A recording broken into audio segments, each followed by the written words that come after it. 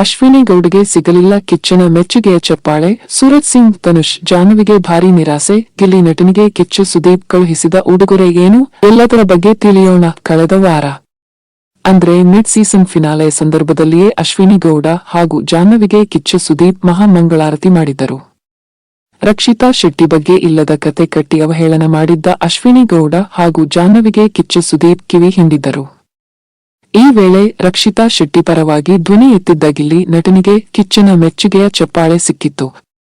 ಹಾಗ್ನೋಡಿದ್ರೆ big boss Kannada 12 ಕಾರ್ಯಕ್ರಮದ ಎಲ್ಲಾ ಸ್ಪರ್ಧಿಗಳ ಪೈಕಿ ಮೊದಲ ಕಿಚ್ಚನ ಮೆಚ್ಚುಗೆಯ ಚಪ್ಪಾಳೆ ಪಡೆದಿದ್ದು ಗಿಲ್ಲಿ ನಟ ಕಿಚ್ಚನ ಮೆಚ್ಚುಗೆಯ ಚಪ್ಪಾಳೆ ಪಡೆದಿದ್ದು ಅಕ್ಷರಶಃ ಅಶ್ವಿನಿ ಗೌಡ ಹಾಗೂ ಜಾಹ್ನವಿಯ ಹೊಟ್ಟೆಕಿಚ್ಚಿಗೆ ಕಾರಣವಾಗಿತ್ತು. ನಿನಗೆ ಚಪ್ಪಾಳೆ ಸಿಗೋದಕ್ಕೆ ನಾವೇ ಕಾರಣ. ಹಾಗ್ನೋಡಿದ್ರೆ ರಕ್ಷಿತಾ ಶೆಟ್ಟಿಗೆ ಚಪ್ಪಾಳೆ ಸಿಗಬೇಕಿತ್ತು.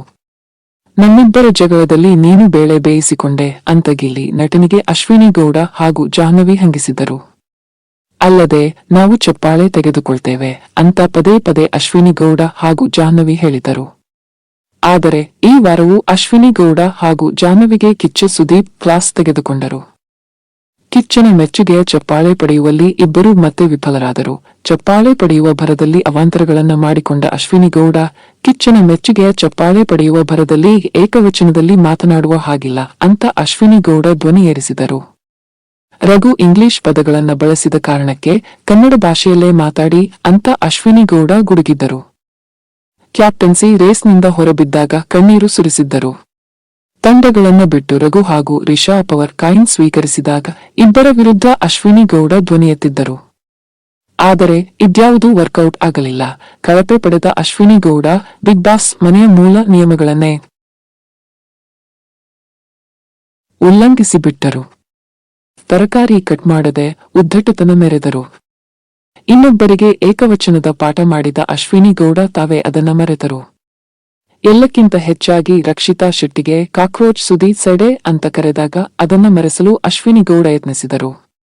ಇವೆಲ್ಲವೂ ಈ ವಾರ ಅಶ್ವಿನಿ ಗೌಡಗೆ ಮೈನಸ್ ಪಾಯಿಂಟ್ಸ್ ಆದವು. ತೆಗೆದುಕೊಳ್ಳಬೇಕಾದಲ್ಲಿ ಸ್ಟ್ಯಾಂಡ್ ತೆಗೆದುಕೊಳ್ಳದ ಜಾಹ್ನವಿ ಕಿಚ್ಚನ ಚಪ್ಪಾಳೆಯ ನಿರೀಕ್ಷೆಯಲ್ಲಿ ಅಶ್ವಿನಿ ಗೌಡ ಪರವಾಗಿಯೇ ಜಾಹ್ನವಿ ಮತ್ತೆ ಸ್ಟ್ಯಾಂಡ್ ತೆಗೆದುಕೊಂಡರು.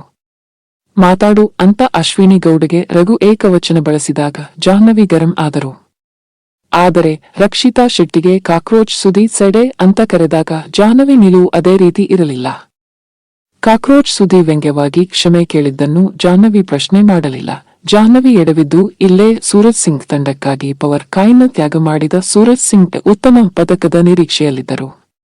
ಆದರೆ ಉತ್ತಮ ಪಟ್ಟ ಧ್ರುವಂತ್ ಪಾಲಾಯಿತು. ಕಿಚ್ಚನ ಚಪ್ಪಾಳೆಯೂ ಸೂರಜ್ ಸಿಂಗ್ಗೆ ಸಿಗಲಿಲ್ಲ.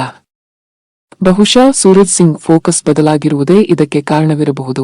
ಯಾರಿಗೂ ಚಪ್ಪಾಳೆ ತಟ್ಟದ ಕಿಚ್ಚ ಸುದೀಪ್ ಕಳೆದ ವಾರ ಗಿಲ್ಲಿ ನಟನಿಗೆ ಕಿಚ್ಚನ ಮೆಚ್ಚುಗೆಯ ಚಪ್ಪಾಳೆ ನೀಡಿದ್ದ ಸುದೀಪ್ ಈ ವಾರವೂ ಗಿಲ್ಲಿ ನಟನಿಗೆ ಸ್ಪೆಷಲ್ ಗಿಫ್ಟ್ ಕಳುಹಿಸಿದ್ದರು. ಕಾಫಿ ಮಗ್, ಬಿಸ್ಕಟ್, ಕುಕ್ಕೀಸ್ ಜೊತೆಗೆ ಟಿಫ್ ಶರ್ಟ್ನ ಉಡುಗೊರೆಯಾಗಿ ಗಿಲ್ಲಿ ನಟನಿಗೆ ಸುದೀಪ್ ನೀಡಿದರು. ಅದು ಬಿಟ್ಟರೆ ಕಿಚ್ಚನ ಚಪ್ಪಾಳೆಯನ್ನ ಯಾರಿಗೂ ಕೊಡಲಿಲ್ಲ. ಈ ವಾರ ಅಂಥದ್ದೇನೂ ಕಾಣಲಿಲ್ಲ ಅಂತ ನೇರವಾಗಿಯೇ ಸುದೀಪ್ ಹೇಳಿಬಿಟ್ಟರು. ಆ ಮೂಲಕ ಕಿಚ್ಚನ ಮೆಚ್ಚುಗೆಯ ಚಪ್ಪಾಳೆಯ ನಿರೀಕ್ಷೆಯಲ್ಲಿದ್ದವರಿಗೆ ಭಾರೀ ನಿರಾಸೆ ಉಂಟಾಗಿದೆ, ಮುಖಭಂಗವಾಗಿದೆ.